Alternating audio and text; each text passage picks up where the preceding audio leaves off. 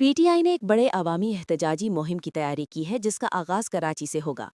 اس مہم کا مقصد عمران خان کی رہائی کے لیے عوام کو متحرک کرنا اور سیاسی ناانصافی کے خلاف شعور بیدار کرنا ہے۔ پارٹی کا کہنا ہے کہ یہ مہم صرف سیاسی جلسہ نہیں بلکہ ایک تحریکی انصاف کے لیے جدوجہد ہے اور اس کے ذریعے وہ جمہوری اصولوں اور آئینی بالادستی پر زور دینا چاہتے ہیں۔ جیل میں ملاقاتوں کی نئی پالیسی۔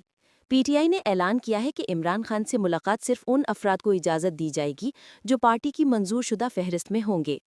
اس سلسلے میں ایک 5 رکنی کمیٹی بنائی گئی ہے جو ہر ہفتے 2 مرتبہ ملاقات کے لیے آنے والے افراد کی فہرست بنائے گی اور جیل انتظامیہ کو پیش کرے گی۔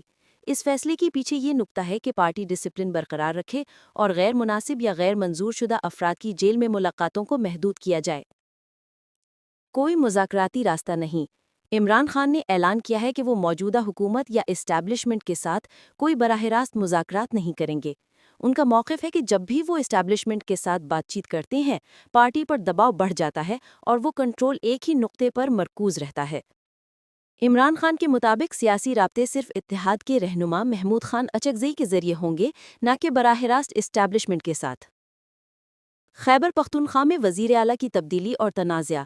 عمران خان نے جیل میں اپنے بیان میں کہا ہے کہ خیبر پختونخوا یعنی کے پی میں نئے وزیر اعلیٰ سہیل آفریدی کا انتخاب ناگزیر تھا اور یہ ایک آئینی اور جمہوری عمل ہے، مگر ساتھ میں انہوں نے خبردار کیا ہے کہ کوئی غیر سیاسی مداخلت کرنے کی کوشش کرے گا تو پارٹی اور کارکن شدید احتجاج کریں گے۔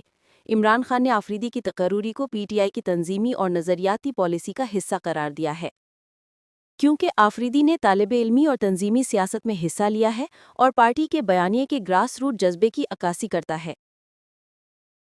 ماضی کے پی ٹی آئی رہنماؤں کی کوششیں۔ پارٹی